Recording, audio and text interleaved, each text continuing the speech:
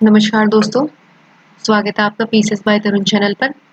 अपनी UP PCS pre की श्रृंखला को आगे बढ़ाते हुए आज हम लगाएंगे टेस्ट संख्या 12 को।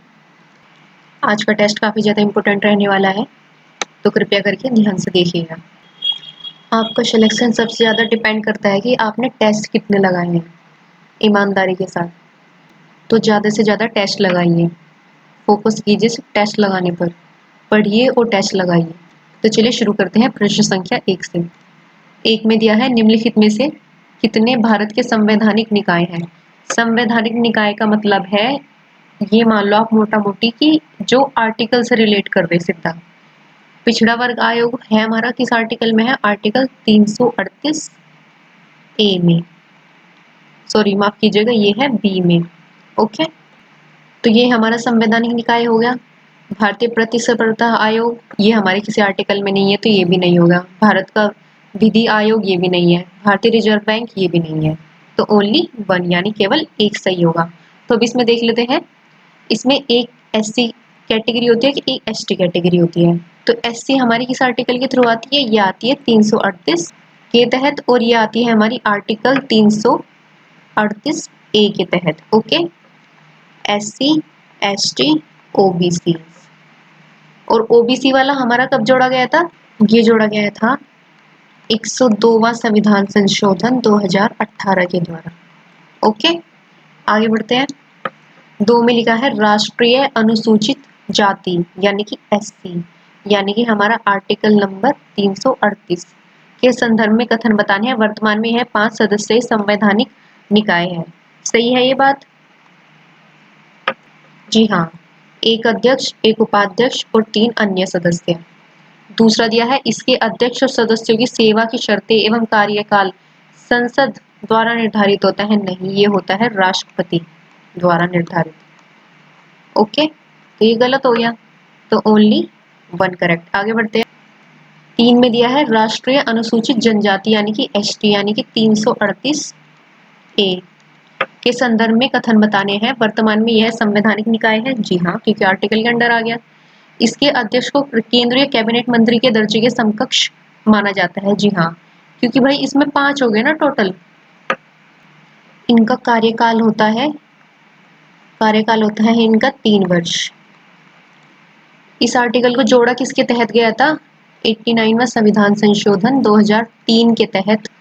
कौन से आर्टिकल में संशोधन किया था, 338 वाले में, एससी वाले में संशोधन कर 338 ए को जोड़ा गया था 2004 में, इस संविधान संशोधन के तहत। आगे बढ़ते हैं, इसका आंसर हो जाएगा बोथ। अब देख लेते हैं। 4 में दिया है भारत के नियंत्रक एवं महालेखा परीक्षक यानी कि कैग, यानी कि आर्टिकल 148 के संदर्भ में कथन बताने हैं। इनकी नियुक्ति भारतीय संसद द्वारा नहीं, राष्ट्रपति द्वारा की जाती है। पहला गलत हो गया। दूसरा दिया है इनका कार्यकाल 6 वर्ष और 60 वर्ष नहीं, 65 वर्ष की आयु जो भी पहले हो तक होता है, यानी दोनों इनकरेक्ट।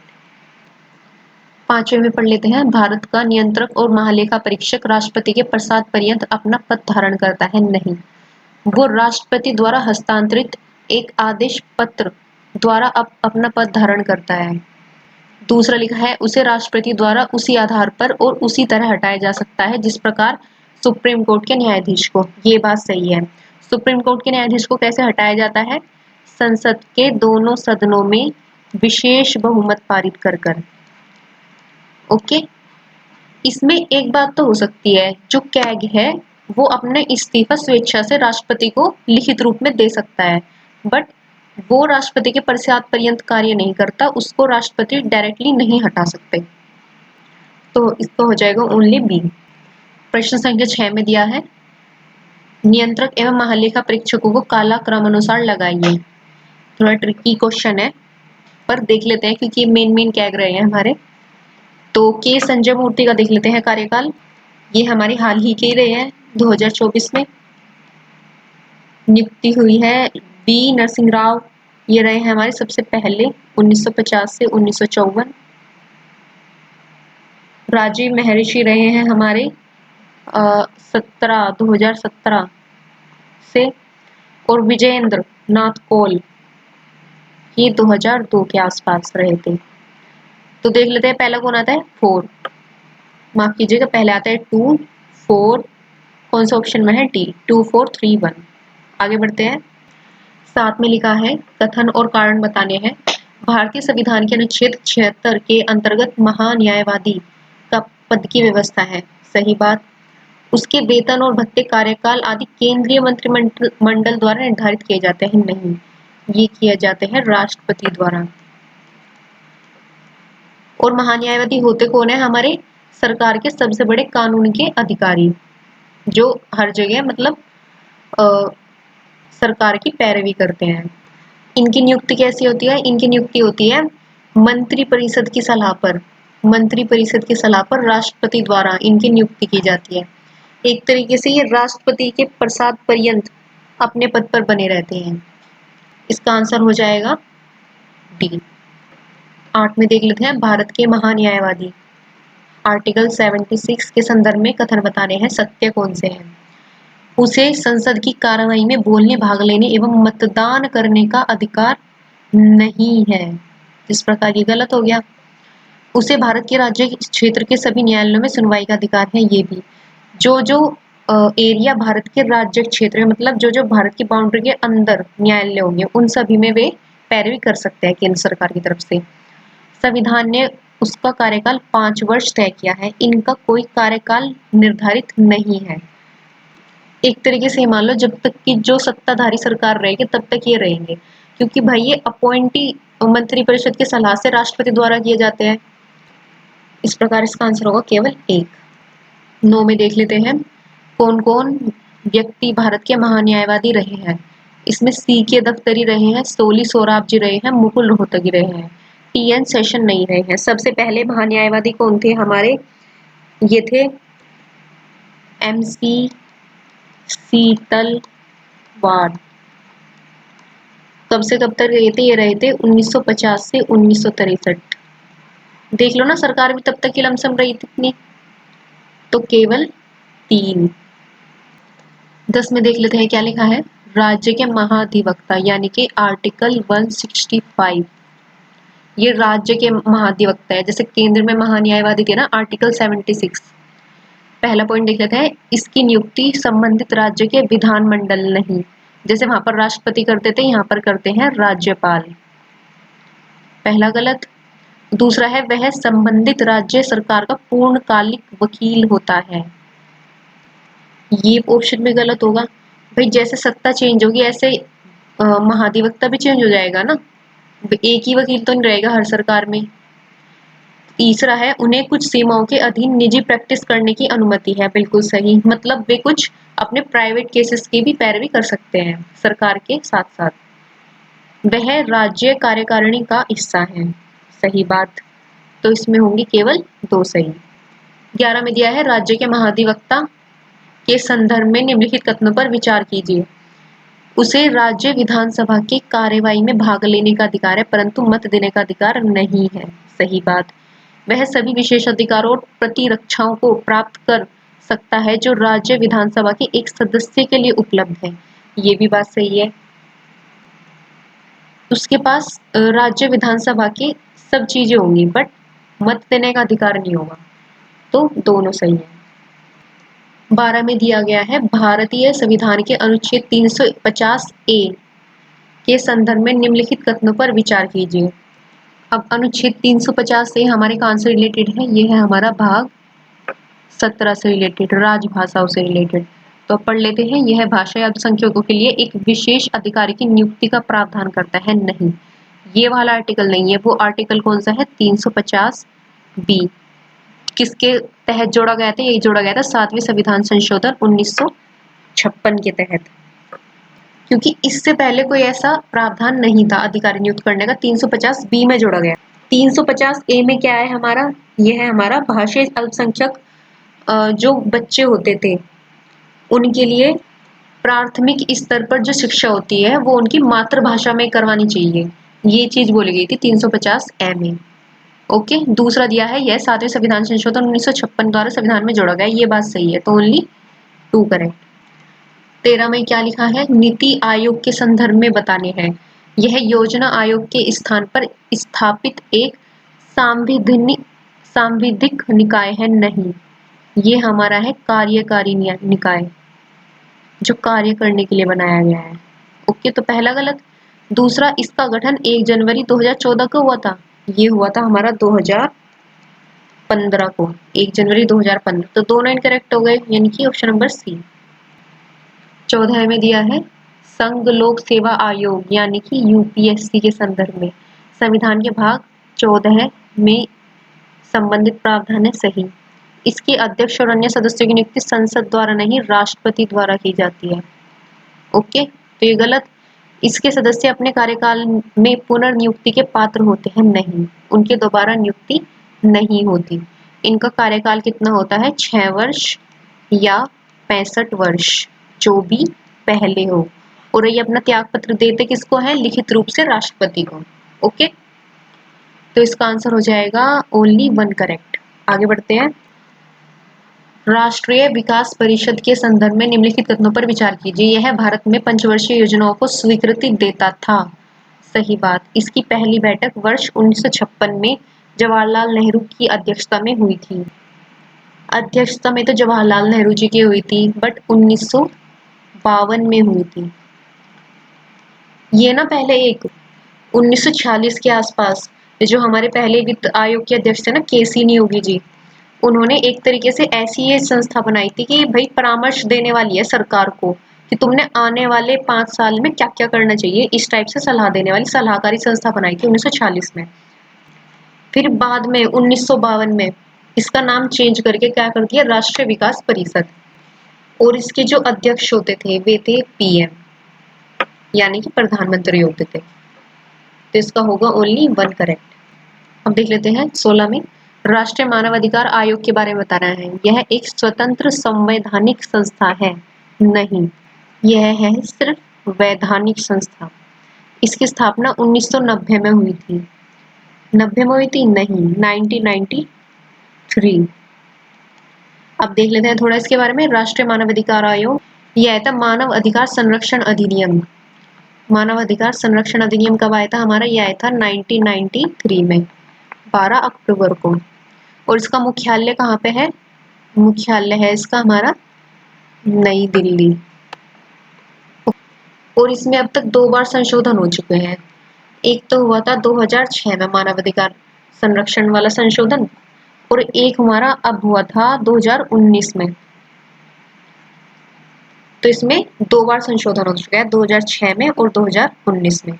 इसका आंसर होगा न 1 और न 2। 17 में दिया है निम्नलिखित में से कौन राष्ट्रीय मानवाधिकार आयोग के अध्यक्ष और सदस्यों की नियुक्ति समिति के सदस्य हैं। अब देख लेते हैं भाई कौन कौन इसके सदस्य हैं।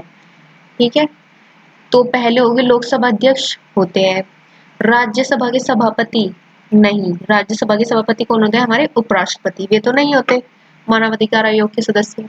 राज्यसभा का विपक्ष का नेता ये भी होता है, और केंद्रीय गृह मंत्री भी होते हैं। प्रधानमंत्री की अध्यक्षता में नियुक्त होती है 6 सदस्य की समिति, एक पीएम हो गए और 3 ये हो गए, कितने हो गए, 4। 2 रह गए, 2 कौन कौन रह गए, एक तो होगा हमारे इसमें राज्यसभा के उपसभापति, और जी इसमें दूसरे होंगे हमारे लोकसभा के विपक्ष के नेता। देखो विपक्ष के नेता तो दोनों सभाओं से हो गए, लोकसभा राज्यसभा से विपक्ष के नेता, एक गृह मंत्री हो गए, एक पीएम हो गए, और राज्यसभा के उपसभापति हो गए टोटल 6। राष्ट्रीय मानवाधिकार आयोग किसी लोक सेवक द्वारा मानवाधिकारों के उल्लंघन के रोकथाम में की गई लापरवाही की जांच कर सकता है याचिका के माध्यम से। भाई उसके पास कोई एप्लीकेशन लेके आ जाओ कि भाई हमारी रक्षा करो मानव के अधिकारों की, स्व प्रेरणा से मतलब खुद ही कहे कि भाई उसको कहीं पर गलत लग रहा है कि भाई यहाँ पे उल्लंघन हो रहा है मानव के अधिकारों का, तो हमें यहाँ पर जांच करनी चाहिए। तीसरा, न्यायालय के आदेश पर, तो इसमें तीनों सही हो गए। 19 में देख लेते हैं, केंद्रीय सतर्कता आयोग के बारे में बताना है। वर्तमान में यह सांविधिक निकाय है, सही बात। यह किसी भी मंत्रालय विभाग के अधीन नहीं है, ये भी सही है। यह अपने कार्य निष्पादन पर वार्षिक रिपोर्ट राष्ट्रपति को देता है, ये भी बात सही है। मैं केंद्रीय सतर्कता आयोग केंद्र की जो सरकार है उसके भ्रष्टाचार को रोकने के लिए एक मुख्य एजेंसी के रूप में इसकी स्थापना की गई थी ना। इसकी अब मुख्यालय कहाँ है, दिल्ली में, नई दिल्ली। आपको संथानम समिति याद है? संथानम समिति, संथानम समिति 1962-64 में आई थी। इन्होंने ही सिफारिश की थी, जो जो इतना ज़्यादा भ्रष्टाचार व्याप्त होता है केंद्र में, सरकारों में, तो उसको कम करने के लिए, रोकने के लिए इस आयोग का गठन किया गया था। और कब किया गया था? 1964 में, केंद्रीय सतर्कता आयोग का गठन। पहले ना तो ये संवैधानिक निकाय था और ना ही वैधानिक निकाय। फिर केंद्रीय सतर्कता अधिनियम, केंद्रीय सतर्कता अधिनियम आया था हमारा 2003 में, तब से हमारा वैधानिक निकाय है। वैधानिक का मतलब है सांविधिक निकाय, आपका एक ही बात है। आपको कंफ्यूजन होती होगी कि इन तीनों निकाय में संवैधानिक, सांविधिक और गैर संवैधानिक। संवैधानिक मतलब जो हमारे संविधान के अकॉर्डिंग होते हैं। सांविधिक मतलब संसद या राज्य की विधानमंडल द्वारा पारित। और जी गैर संवैधानिक तो पता ही आपको, कार्यकारी, किसी काम को चलाने के लिए जो संस्थाएं गठित की जाती हैं, जैसे खाद्य निगम होगी, नीति आयोग हो गया हमारा, रिजर्व बैंक हो गया, लोकपाल और लोकायुक्त तो आगे, ये सब हमारे गैर संवैधानिक है। इस प्रकार इसमें तीनों सही है। 20वें में लिखा है निम्नलिखित में से कौन केंद्रीय सतर्कता आयुक्त की नियुक्ति समिति के सदस्य होते हैं? ये होते हैं हमारे प्रधानमंत्री होते हैं, एक गृह मंत्री होते हैं। टोटल 3 होते हैं ना, एक अध्यक्ष होगा और 2 हमारे आयुक्त होंगे, उसमें सदस्य होंगे। तो लोकसभा अध्यक्ष नहीं होता और राज्यसभा का विपक्ष का नेता नहीं होता। ये हमारा जो विपक्ष का नेता होता है, ये होता है हमारा लोकसभा का विपक्ष का नेता, तीसरा सदस्य जो होता है इसका। तो भाई एक तो लेना ही पड़ेगा भाई, जब भ्रष्टाचार के रोकने के लिए कोई हमारी समिति बनेगी या गठन होगा किसी आयोग का, तो एक बंदा विपरीत पार्टी का तो चाहिए। हालांकि फायदा कुछ नहीं है भाई, पीएम हो गया, उसी पार्टी का गृह मंत्री हो गया और एक विपक्ष का नेता ले लिया उन्होंने लोकसभा के। फायदा क्या हुआ? कभी नहीं रुक सकता भ्रष्टाचार, हमेशा वोटिंग 2-1 से आगे रहेगी। तो इसमें 3 हो गए, यानी कि 1 और 3 करेक्ट। अब पढ़ लेते हैं सीबीआई के बारे में। पहला कथन दिया है, यह दिल्ली विशेष पुलिस स्थापना अधिनियम 1940 से अपनी शक्तियां प्राप्त करता है। बिल्कुल सही। स्थापना कब हुई थी इसकी? 1963 में। दूसरा दिया है, इसका आदर्श वाक्य है उद्योग निष्पक्षता और अखंडता। ये भी बात बिल्कुल सही, यानी कि दोनों ऑप्शन सही हो जाएंगे इसमें। और एक बात और ध्यान में रखियो, आज के टाइम पर ये बताऊं किसके अंडर में आता है? ये आता है हमारा कार्मिक और लोक शिकायत, जो पेंशन वाला हमारा विभाग है, उसके अंडर में आता है हमारा सीबीआई। अब देख लेते हैं राज्य लोक सेवा आयोग।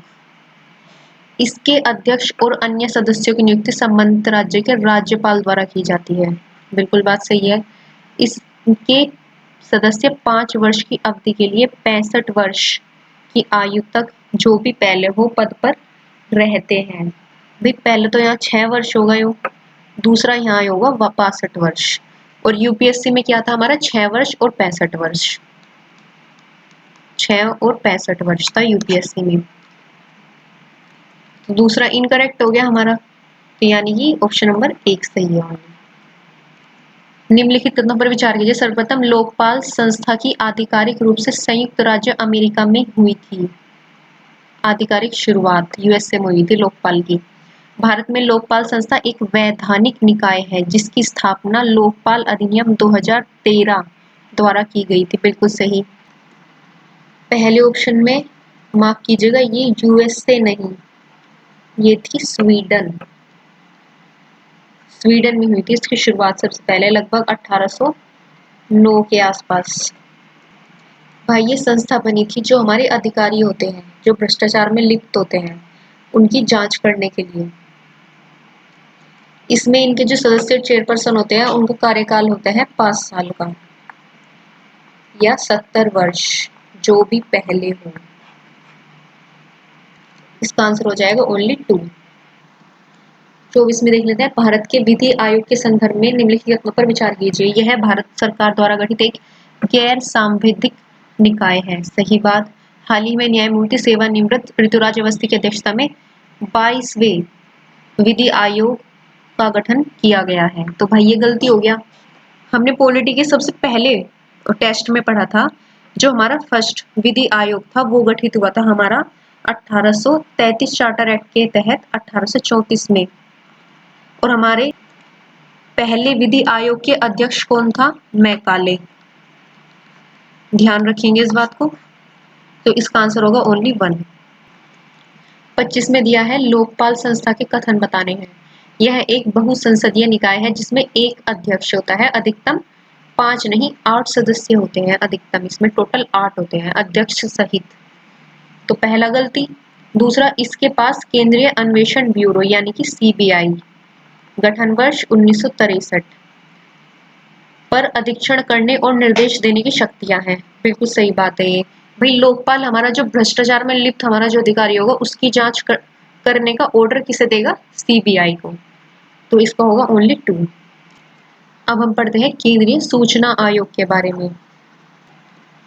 केंद्रीय सूचना आयोग यह 2005 में स्थापित एक संवैधानिक निकाय है। नहीं भाई, यह सांविधिक निकाय, संवैधानिक नहीं है, तो ये गलत हो गया। इसमें एक मुख्य सूचना आयुक्त होता है और 5 से अधिक सूचना आयुक्त नहीं हो सकते। 5 से अधिक नहीं, मैक्सिमम 10, उससे अधिक नहीं हो सकते। तो दूसरा पॉइंट भी गलत। इसके अध्यक्ष एवं सदस्य अपने कार्यालय में पुनर्नियुक्ति के पात्र होते हैं? नहीं, ना तो अध्यक्ष और ना सदस्य, दोनों पुनर्नियुक्ति नहीं होती। जो केंद्र द्वारा होती है अवधि निर्धारित, एक तो वो प्लस 65 वर्ष, जो भी पहले हो। तो इसका हो जाएगा कोई भी ठीक नहीं है, यानी कि ऑप्शन नंबर सी। अब देख लेते हैं कितने व्यक्ति भारत के मुख्य सूचना आयुक्त रहे हैं। सुषमा सिंह, राजीव माथुर, सुधीर भार्गव, हीरालाल समरिया, ये चारों रहे हैं, सभी चार। और 2005 में तो गठन ही हुआ था इसका, सूचना आयोग का। तो उस टाइम पर कौन बने सबसे पहले? वजाहत हबीबुल्लाह। ओके, आगे बढ़ते हैं। 28 संयुक्त राज्य लोक सेवा आयोग के संदर्भ में निम्नलिखित कथनों पर विचार कीजिए। अब पढ़ लेते हैं 28 में संयुक्त राज्य लोक सेवा आयोग के संबंध में कथन बताने हैं। अब पहले समझ लेते हैं संयुक्त राज्य लोक सेवा आयोग का मतलब क्या है। अगर कोई राज्य 2 या 2 से अधिक राज्य अपना एक संयुक्त लोक सेवा आयोग बनाना चाहते हैं, कि भाई वही मान लो 3 राज्य हैं, कोई भी एग्जांपल मान लो हरियाणा, पंजाब और यूपी ये मान लो, तो तीनों अपने एक भर्ती निकाल लेंगे सिविल सेवकों के लिए, जिसमें संयुक्त रूप से हमारे लोक सेवक हो। पहला पॉइंट पढ़ लेते हैं। इसका गठन संबंधित राज्य के विधानमंडलों के अनुरोध पर संसद अधिनियम द्वारा किया जाता है। बिल्कुल सही भाई, उनकी भी तो सहमति लेनी पड़ेगी ना, जो उस राज्य के विधानमंडल होंगे। इसके सदस्यों की संख्या और उनकी सेवा शर्तें संबंधित राज्यों के राज्यपाल द्वारा निर्धारित की जाती है। नहीं, ये भाई फिर अंडर आ जाता है राष्ट्रपति के, जहाँ 2 या 2 से अधिक राज्यों की बात होगी ये। और ये आएगा हमारा आर्टिकल 318, और ये विधानमंडलों वाला आएगा 315 में, यानी कि ओनली 1 करेक्ट। 29 में दिया है भारत निर्वाचन आयोग, यानी कि भाग 15 के संदर्भ में बताना है। यह एक स्वायत्त संवैधानिक निकाय है। भाई संविधान में अंदर जी करोड़ तो संवैधानिक निकाय है। यह राज्यों में पंचायतों और नगर पालिकाओं के चुनाव का संचालन कराता है। ये कराता है भाई हमारा राज्य निर्वाचन आयोग, ना कि भारत निर्वाचन आयोग। राज्य के जितने भी मोस्टली चुनाव है वो राज्य निर्वाचन आयोग कराता है। इसका सचिवालय दिल्ली में है। सही।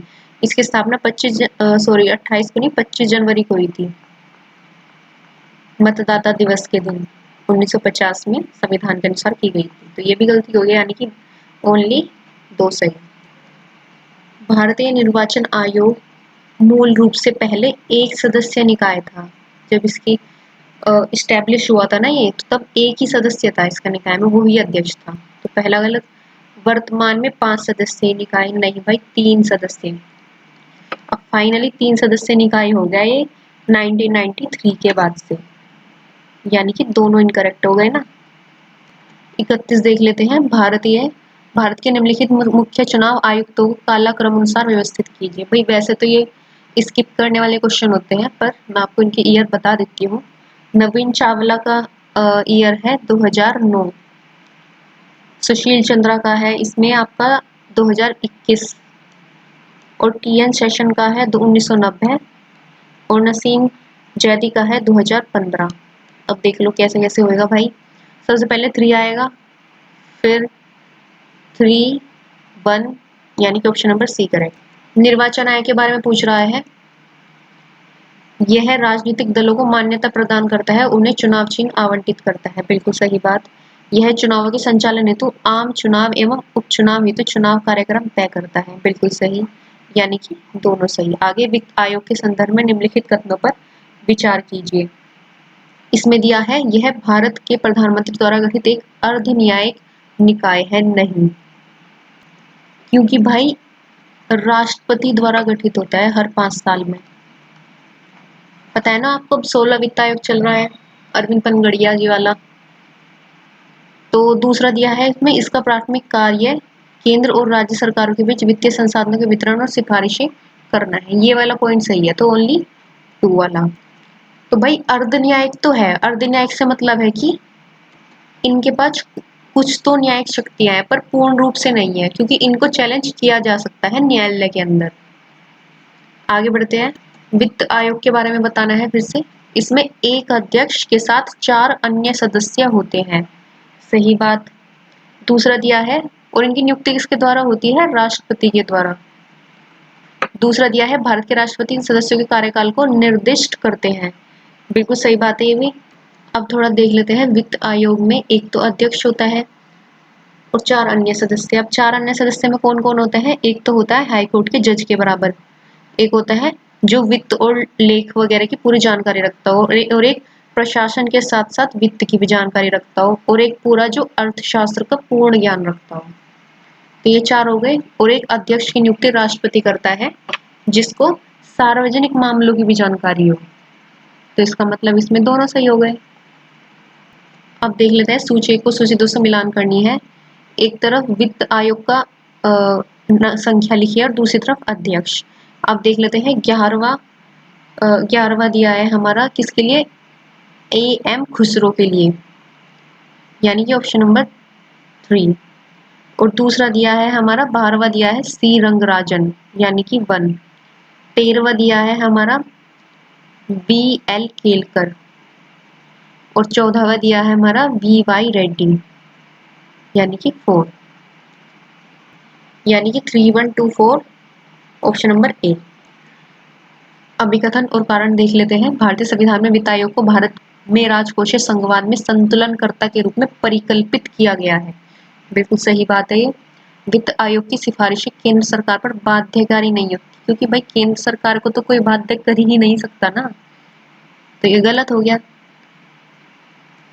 तो भाई इसमें A सत्य होगा, R असत्य, यानी कि वैज्ञानिक और औद्योगिक अनुसंधान परिषद के संदर्भ में निम्नलिखित कथनों पर विचार कीजिए।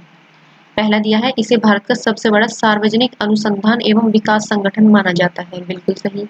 यह एक स्वायत्त संस्था है तथा भारत के प्रधानमंत्री इसके पदेन अध्यक्ष होते हैं। सही बात। यह भारत सरकार के विज्ञान एवं प्रौद्योगिकी मंत्रालय द्वारा वित्त पोषित किया जाता है। बिल्कुल सही। भाई वित्त पोषित लिख दिया ना, तभी तो स्वायत्त संस्था हो गई ना, क्योंकि विज्ञान और प्रौद्योगिकी मंत्रालय द्वारा दिया जा रहा है इसको पैसा, या फिर जो भी इसकी प्रगति हो रही है, तो इसमें होंगे तीनों सही। अब देख लेते हैं राष्ट्रीय अन्वेषण अभिकरण, यानी कि नेशनल इन्वेस्टिगेशन एजेंसी। अब देख लेते हैं नेशनल इन्वेस्टिगेशन एजेंसी के बारे में। इसका गठन 1984 में सिख विरोधी दंगों के परिणाम स्वरूप किया गया था। नहीं, ये किया गया था भाई हमारे 2008 वाले ताज होटल वाले हमले, मुंबई वाले हमले के बाद इसका गठन किया गया था। इसका मुख्यालय हैदराबाद में है। नहीं, यह है नई दिल्ली में। तो ये भी गलत, न तो 1 और न ही 2, क्योंकि भाई इंडिया वालों की आंख कुछ हादसे होने के बाद ही खुलती है। अब हम पढ़ लेते हैं भारतीय खाद्य निगम के बारे में, यानी कि FCI, मतलब फूड कॉर्पोरेशन ऑफ इंडिया। स्थापना कब हुई थी भाई इसकी? भुखमरी हुई थी 1964-65 के आसपास। भारत चाइना युद्ध हुआ था ना 1962 में, उसके बाद भुखमरी हुई थी 1964-65 में, तभी इसकी स्थापना हुई थी। बताया मैंने आपको ऊपर, भारत की आंख तभी खुलती है जब कुछ आन पड़ती है। अब देख लेते हैं पहला पॉइंट, यह है ग्रामीण विकास मंत्रालय भारत सरकार के अंतर्गत शामिल सार्वजनिक क्षेत्र का उपक्रम है। भाई है तो सार्वजनिक क्षेत्र, पर इस मंत्रालय के अंडर में नहीं आई है। इससे क्या मतलब है? जब हमारी खाने पीने की चीजें हैं, तो ये है हमारी उपभोक्ता मामले, खाद्य और सार्वजनिक वितरण मंत्रालय से है। उपभोक्ता खाद्य और सार्वजनिक वितरण मंत्रालय, याद रखेंगे इस बात को। दूसरा दिया है, यह सार्वजनिक वितरण प्रणाली के तहत खाद्य आपूर्ति सुनिश्चित करने में महत्वपूर्ण भूमिका निभाता है। ये बात सही है, तो ओनली बी। भारतीय प्रतिस्पर्धा आयोग, यह कॉरपोरेट मामलों के मंत्रालय के अधीन कार्यरत एक वैधानिक और अर्धन्यायिक निकाय है। यह कॉरपोरेट मामलों के मंत्रालय के अधीन कार्यरत वैधानिक और अर्धन्यायिक निकाय है, ये सही बात है। यह प्रतिस्पर्धा अधिनियम 2002 के उद्देश्यों को लागू करने के लिए उत्तरदायी है, ये भी बात सही है, तो दोनों करेक्ट है इसमें।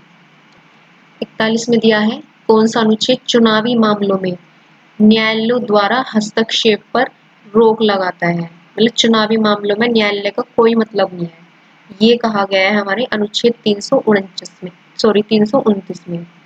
तो इसमें हम और आर्टिकल देख लेते हैं। 326 में क्या दिया गया है?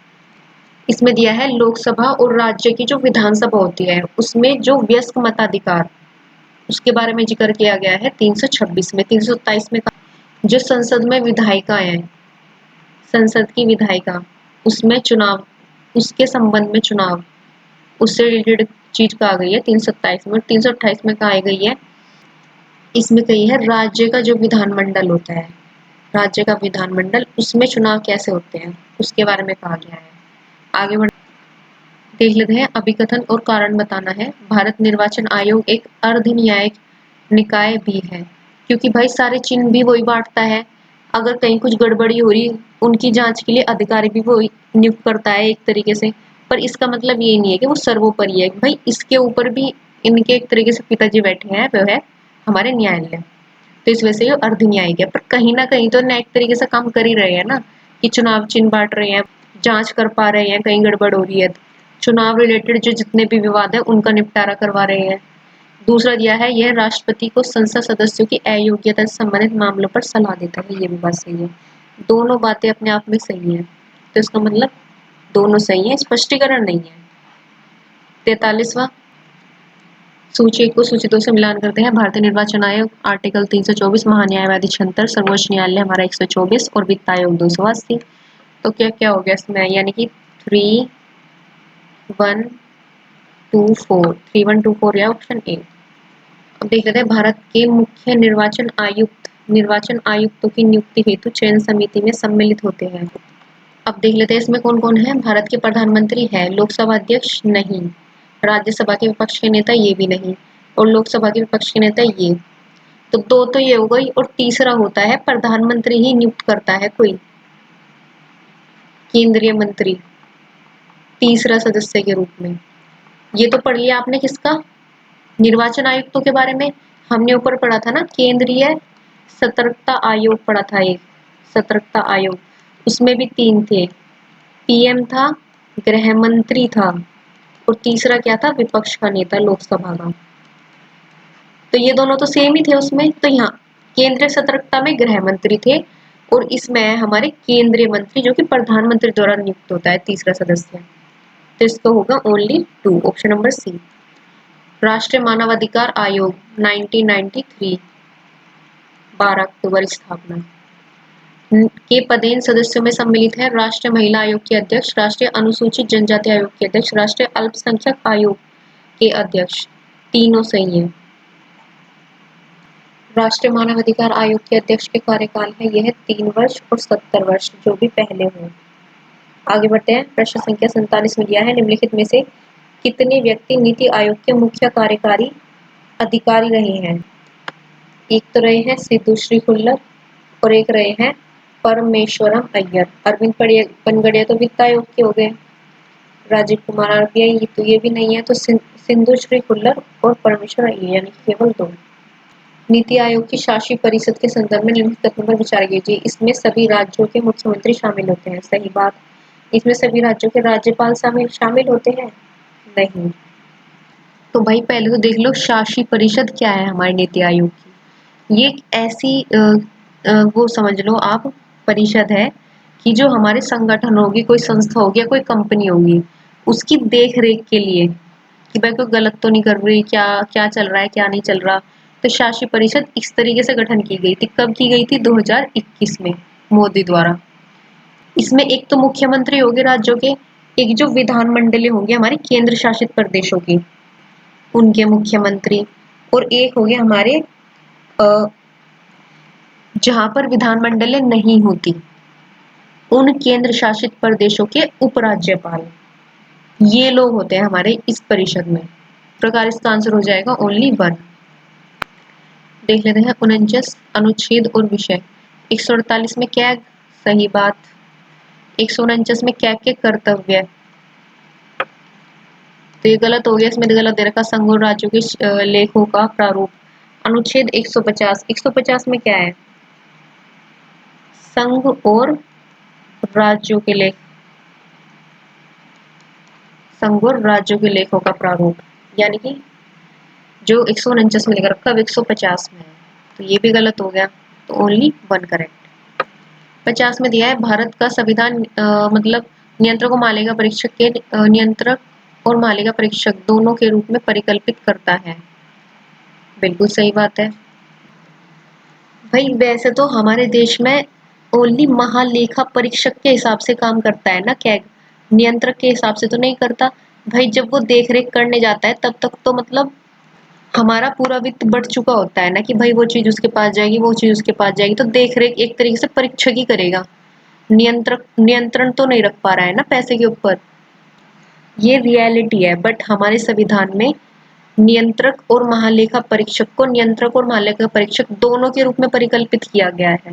हालांकि काम महालेखा परीक्षक का ही है मेन इनका, तो ये करेक्ट हो गया। वास्तविक व्यवहार में भारत का नियंत्रक और महालेखा परीक्षक केवल एक महालेखा परीक्षक की भूमिका निभाता है, बताया आपको, तो दोनों सही है इंडिविजुअली। Option number A. 51 में क्या है, भारत के सॉलिसिटर जनरल के संबंध में निम्नलिखित कथनों पर विचार कीजिए। तो इसमें दिया है पहला पॉइंट, यह भारत के महान्यायवादी यानी आर्टिकल 76 वाले के बाद देश के दूसरे सर्वोच्च कानूनी अधिकारी हैं। बिल्कुल सही। एक्चुअली जो हमारा सॉलिसिटर जनरल है ना, वो महान्यायवादी के साथ काम करने के लिए नियुक्त किए जाते हैं एक तरीके से, ताकि इनको थोड़ा काम हल्का हो सके। दूसरा दिया है भारत के संविधान में इस पद का उल्लेख नहीं है। बिल्कुल सही भाई, उल्लेख नहीं है, बट इनकी एक तरीके से सहायता के लिए किया गया है ना यह पॉइंट, तो इसके होंगे 1 और 2 बोथ करेक्ट। 52 में दिया है निम्नलिखित कथनों पर विचार कीजिए। तो इसका देखते हैं, महान्यायवादी भारत के राष्ट्रपति को अपना इस्तीफा सौंपकर अपना पद त्याग कर सकता है। बिल्कुल सही, केवल और केवल अपना पद त्याग कर सकता है इस्तीफा सौंप कर। वैसे राष्ट्रपति के हाथ में नहीं है इनको हटाना, महान्यायवादी को। ये सिर्फ संसद में विशेष बहुमत, दोनों सदनों में अगर विशेष बहुमत हो तभी हट सकते हैं अपने पद से। भारत के संविधान में महान्यायवादी के पारिश्रमिक को तय नहीं किया गया है, ये भी बात सही है, तो इसमें दोनों सही होंगे। 53 में दिया है भारत के संविधान में पिछड़े वर्ग को स्पष्ट रूप से परिभाषित किया गया है। भाई पिछड़ा वर्ग नहीं है, वो है राष्ट्रीय पिछड़ा वर्ग। और कौन से आर्टिकल में है, ये हमारा आर्टिकल 338 बी।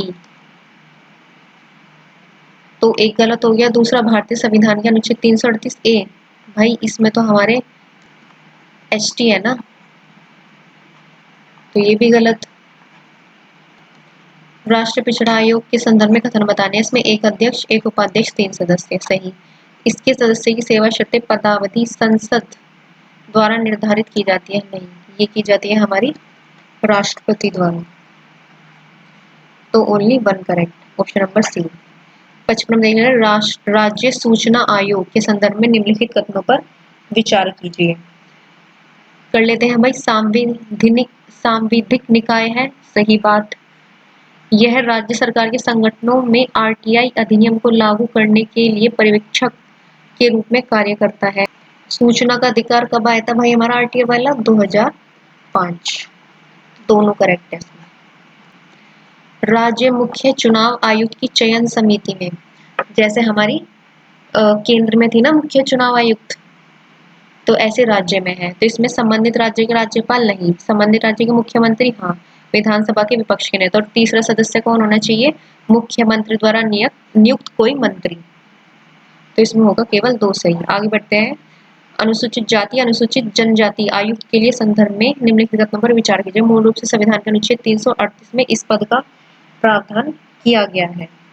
सही बात, क्योंकि भाई 338 में तो हमारा SC जोड़ा गया था, फिर हमारा संशोधन हो गया ST जोड़ा गया था 338 में ए में।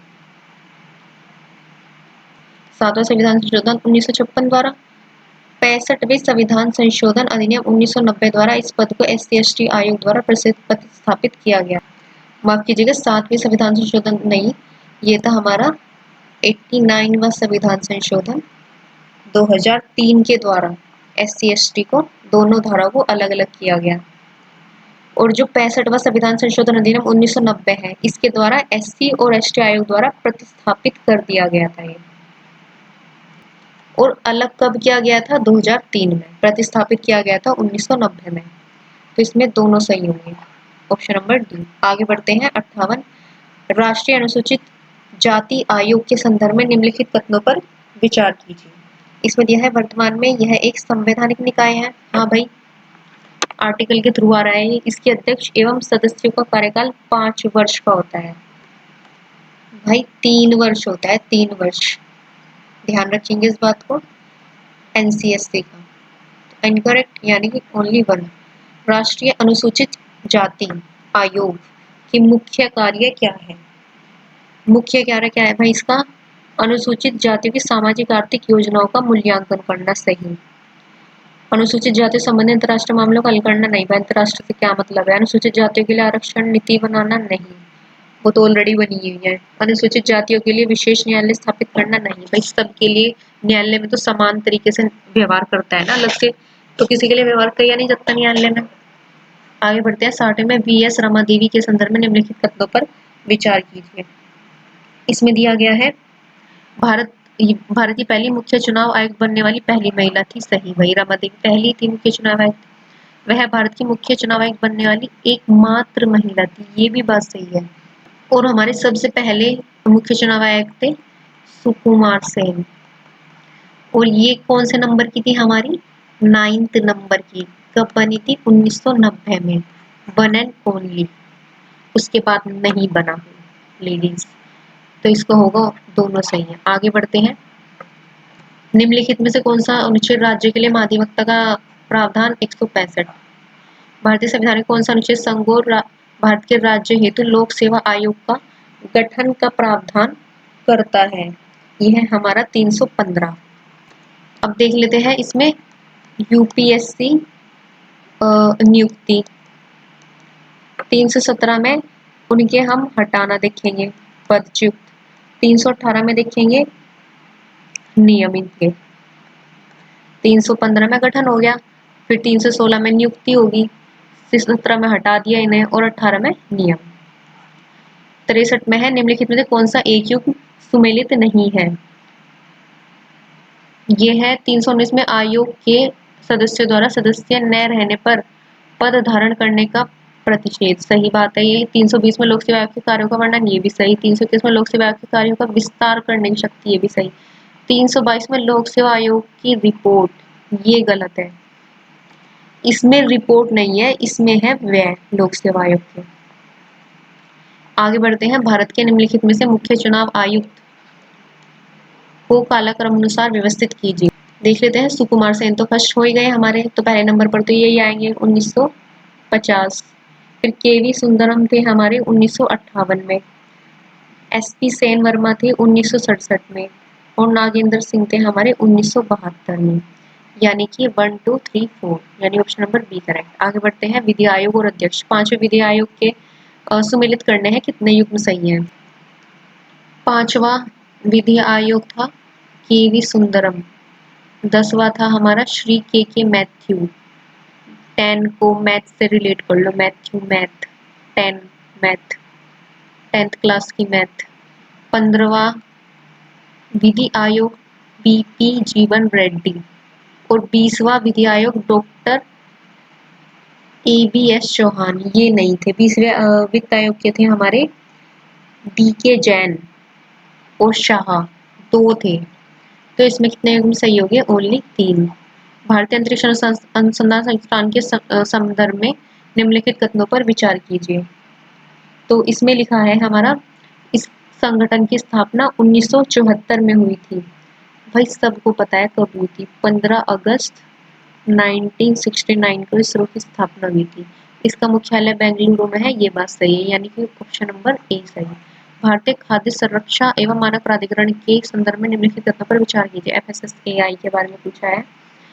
इसमें खाद्य संरक्षा मानक अधिनियम 2006 के तहत स्थापित किया गया था, सही। यह स्वास्थ्य परिवार कल्याण मंत्रालय द्वारा सरकार के अधीन कार्य करता है, दोनों सही है इसमें। भारतीय दूरसंचार नियामक प्राधिकरण ट्राई के संदर्भ में कथन बताने हैं इसमें। इसकी स्थापना 1999 में की गई थी, नहीं, इसकी स्थापना की गई थी 20 फरवरी 1997 में। ध्यान रखेंगे इस बात को, 1997 में। इसका मुख्यालय हैदराबाद में, इसका मुख्यालय है भाई नई दिल्ली में, दिल्ली। तो दोनों इनकरेक्ट हो गए हमारे।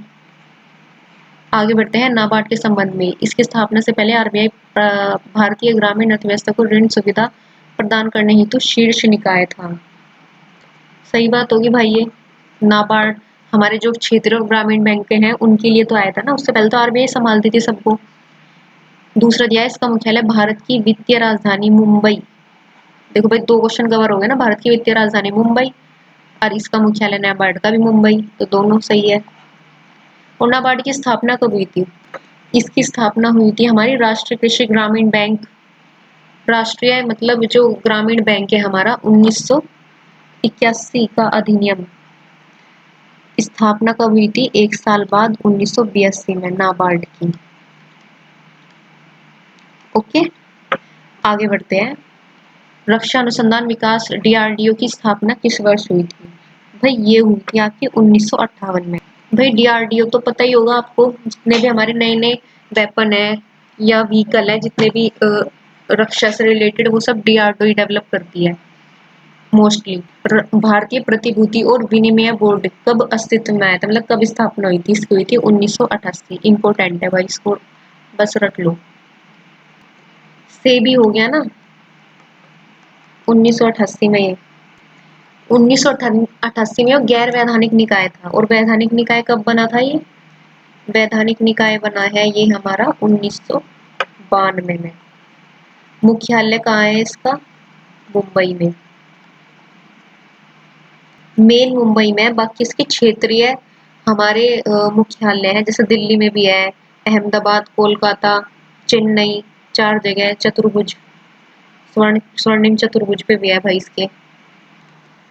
72 में दिया है अपेडा, मतलब agriculture and processed food products exports development authority. Hindi में है कृषि और प्रसंस्कृत खाद्य उत्पाद निर्यात विकास प्राधिकरण। तो ये किसके अंडर में आता है? ये आता है हमारा वाणिज्य और उद्योग मंत्रालय, यानी कि ministry of commerce and industry के। तो पहले पॉइंट में दिया है ग्रामीण विकास मंत्रालय भारत सरकार के अधीन कार्य करता है, गलत। इसका मुख्य उद्देश्य कृषि प्रसंस्कृत खाद्य उत्पादों के निर्यात और बढ़ावा देना है, विकास करना है, सही बात, यानी कि ऑप्शन नंबर 2 करेक्ट। आगे बढ़ते हैं। 73 राष्ट्रीय आपदा प्रबंधन प्राधिकरण के संबंध में निम्नलिखित कथनों पर विचार कीजिए। पहला दिया है यह भारत के आपदा प्रबंधन के लिए शीर्ष वैधानिक निकाय है, बिल्कुल सही बात, वैधानिक निकाय है। इसका गठन आपदा प्रबंधन अधिनियम 2005 के तहत हुआ था। कब हुआ था? सितंबर 2006 में, सही बात ये भी। तो दोनों करेक्ट हो गए। आगे देखते हैं। भारतीय रिजर्व बैंक के संदर्भ में निम्नलिखित कथनों पर विचार कीजिए। तो इसमें देख लेते हैं, इसकी स्थापना 1 अप्रैल 1950 को हुई थी, नहीं भाई 1935 को हुई थी। पहला गलत। प्रारंभ में इसका केंद्रीय कार्यालय नई दिल्ली में था, नहीं, पहला इसका केंद्रीय कार्यालय था कलकत्ता में, फिर वहां से इसका स्थानांतरण हुआ था 1937 को। ठीक है, कहाँ हुआ था? मुंबई में। और राष्ट्रीयकरण कब हुआ था? आरबीआई का राष्ट्रीयकरण हुआ था ना, कब हुआ था? 1949। तो दूसरा पॉइंट भी गलत हो गया, तो दोनों गलत। 75 में दिया है प्रवर्तन निदेशालय की स्थापना हुई थी, ये हुई थी हमारी 1956 में। तो भाई इसकी स्थापना 1956 में हुई थी। है क्या? ये ईडी, यानी कि इन्फोर्समेंट डायरेक्टोरेट। ओके, ये भारत सरकार की एक खुफिया एजेंसी है जो हमारे आर्थिक अपराधों से निमटने के लिए जिम्मेदार है। आप सुनते हो ना, ईडी की रेड पड़ गई, ईडी की रेड पड़ गई। तो भाई जहाँ पे आर्थिक रूप से कोई भ्रष्टाचारी में लिप्त है तो वहाँ पे इनका कार्य होता है। तो चलिए आज का टेस्ट यहीं पर समाप्त होता है। आई होप आपको ये टेस्ट अच्छी तरीके से समझ में आया होगा। मिलते हैं नेक्स्ट टेस्ट के साथ। तब तक के लिए प्रैक्टिस करते रहिए। जय हिंद, जय भारत। वीडियो को लाइक ज़रूर करें और चैनल को सब्सक्राइब ज़रूर कर दें। आपके एक लाइक से ना वीडियो बनाने का मोटिवेशन बना रहता है।